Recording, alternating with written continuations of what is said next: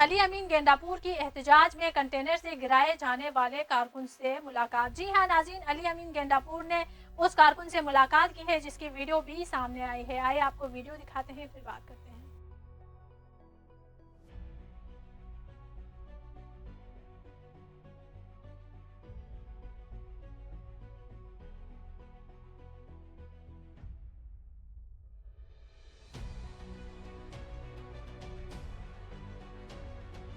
वज़ीर आला खैबर पख्तूनख्वा अली अमीन गेंडापुर ने इस्लामाबाद एहतजाज में कंटेनर से गिराए जाने वाले पाकिस्तान तहरीक इंसाफ के कारकुन से मुलाकात की।